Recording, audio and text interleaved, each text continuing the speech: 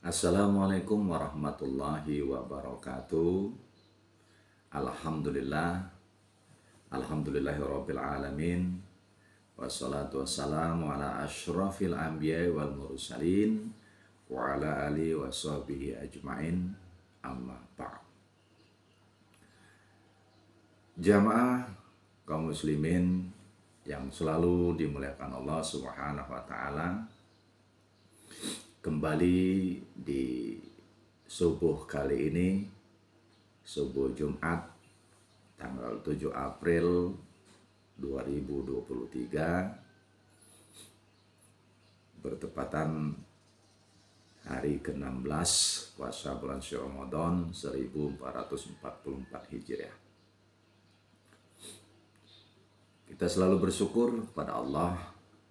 Allah telah memberikan kesempatan untuk beribadah hari ini. Di samping kita bersyukur, salawat dan salam kita sampaikan kepada baginda kita Nabi besar Muhammadin Sallallahu Alaihi Wasallam beserta keluarganya, sahabatnya. Insyaallah kita akan senantiasa untuk mengikuti sunnah-sunnah beliau tentunya sampai akhir hayat kita masing-masing. Amin ya Allah ya Rabbal Alamin. Hadirin jamaah yang berbahagia, ibadah puasa tidak hanya memiliki ketentuan hukum yang menentukan sah atau tidaknya, tetapi juga memiliki adab-adab tertentu yang berpengaruh terhadap pahala yang diterima oleh kita. Artinya, adab berpuasa sangat penting untuk diperhatikan karena menentukan kualitas ibadah kita tentunya. Ibadah kita kepada di hadapan Allah Subhanahu wa taala.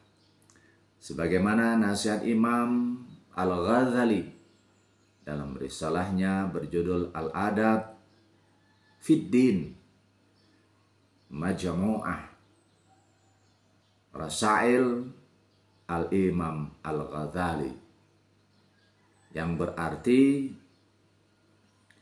adab berpuasa, yakni mengkonsumsi makan yang baik, menghindari perselisihan dengan masyarakat setempat di mana kita tinggal, menjauhi ghibah atau menggunjing orang lain,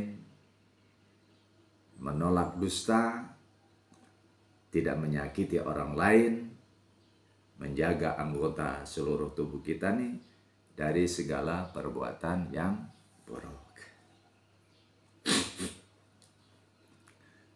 Jamaah kaum muslimin yang selalu dimuliakan Allah Subhanahu wa taala.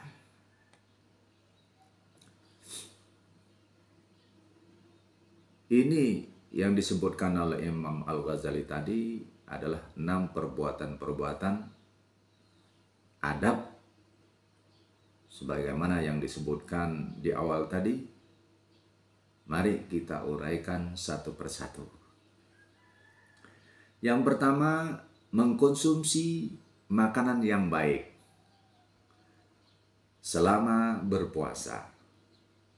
Khususnya pada bulan Ramadan ini, makanan yang sebaiknya kita konsumsi adalah makanan yang baik atau halal thayyiban. Beberapa makanan yang baik kita konsumsi selama Ramadan di samping makanan pokok. Makanan pokok itu seperti nasi atau lainnya. Itu makanan pokok. Kemudian kurma, madu, sayuran, daging, ikan, dan sebagainya. Intinya adalah makanan yang secara kesehatan untuk dikonsumsi dan juga halal secara syariah. Secara syar'i itu halal. Syukur-syukur makanan itu ada tuntunannya di dalam agama kita, baik berdasarkan Al-Quran atau hadis Nabi Muhammad SAW seperti madu dan kurma. Sebagaimana telah disebutkan tadi, itu makanan yang baik harus kita konsumsi di dalam bulan suci Ramadan. Apalagi toyib yang halal, makanan yang halal. Lalu yang kedua, menghindari perselisihan, menghindari keributan, pertengkaran. Ini bisa terjadi kapan saja, ya, kapan saja bisa terjadi. Tetapi orang-orang yang berpuasa sangat dianjurkan menjaga kesucian, ya, menjaga kesucian bulan Ramadan dengan tidak melakukan keributan, pertengkaran. Untuk itu diperlukan kesadaran penuh untuk menahan diri dari emosi yang dapat menjerumuskan kita pada pertengkaran tersebut. Sebagaimana dengan hadis Rasulullah SAW yang diriwayatkan oleh Bukhari, dan jika seseorang mengajak bertengkar atau mencela, maka katakanlah, sesungguhnya aku sedang puasa.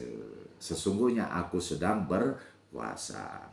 Jadi ungkapan aku sedang berpuasa, aku sedang puasa, sebagaimana dimaksudkan di dalam hadis tersebut adalah untuk menyatakan ketidaksanggupan kita untuk berselisih atau bertengkar dengan pihak lain pada bulan Ramadan ini. Intinya, kita sangat dianjurkan untuk bisa menjaga perdamaian dan kerukunan bersama pada saat kita sedang berpuasa. Hadirin yang selalu dimuliakan Allah Subhanahu wa taala. Lalu yang ketiga, menjauhi ghibah. Kalau bahasa bersemanya cerepet, cerepet kajema, mengunjing orang lain. Nah, itu ghibah. Mengunjing orang lain di luar bulan Ramadan saja tidak baik, apalagi berada di bulan suci Ramadan. Tentu dosanya lebih besar dan dapat menghilangkan pahala berpuasa itu sendiri.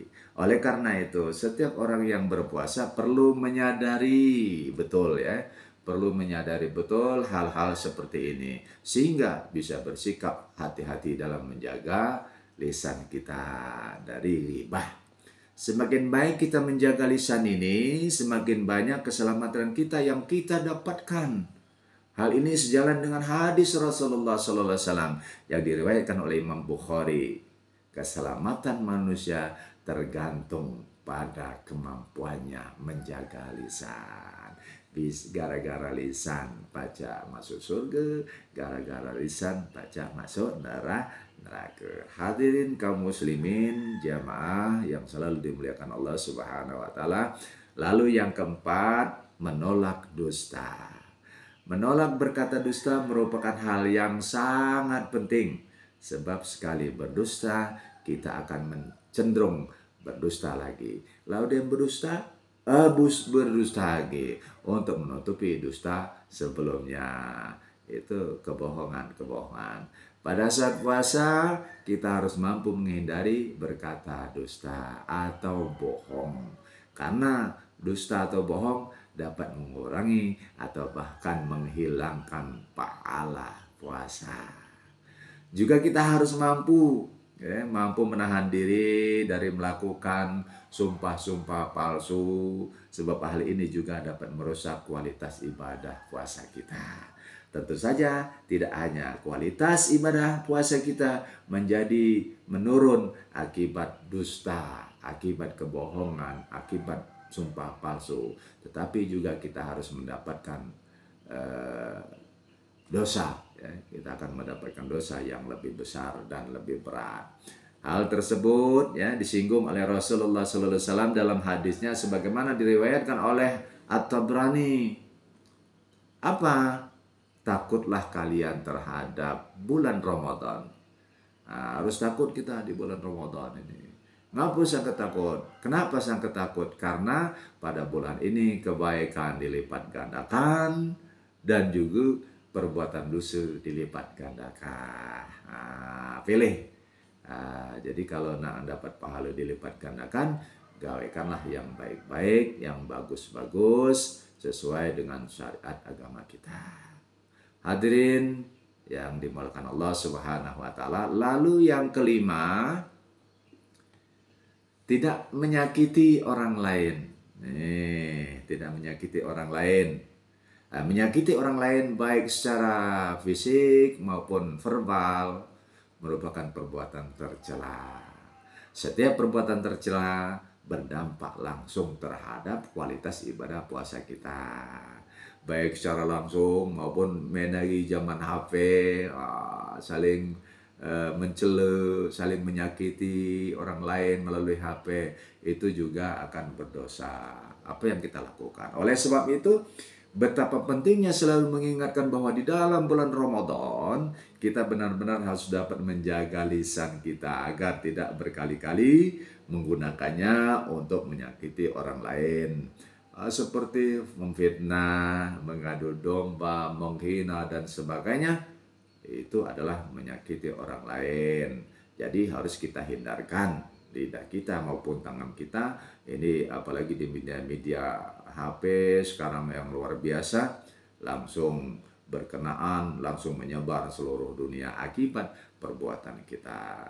Lalu hadirin yang keenam ini adalah menjaga anggota badan.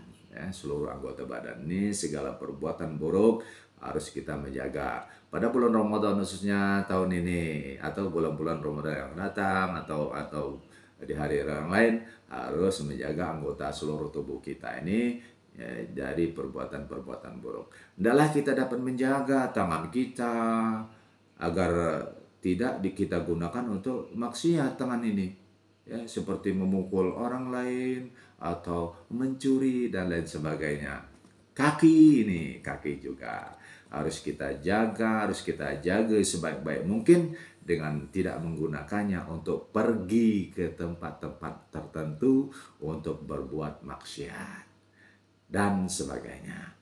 Demikian pula mata, telinga, hendaklah selalu kita jaga sebaik-baiknya sehingga tidak kita gunakan untuk melakukan perbuatan maksiat yang dosanya dilipat gandakan dalam bulan puasa ini. Kita ringkasnya jangan sampai kita berpuasa sepanjang hari tetapi tidak mendapatkan apa-apa. Selain haus dan lapar saja, selain haus dan dahaga saja, sebab kita banyak melanggar adab berpuasa sebagaimana dikhawatirkan oleh Rasulullah SAW dalam sebuah hadisnya yang diriwayatkan Imam Ahmad, yaitu banyak orang yang berpuasa namun mereka tidak mendapatkan apa-apa selain dari lapar, selain daripada haus, dahaga dan lain sebagainya. Hadirin yang dimuliakan Allah, ini yang bisa kami sampaikan di ba'da subuh ini.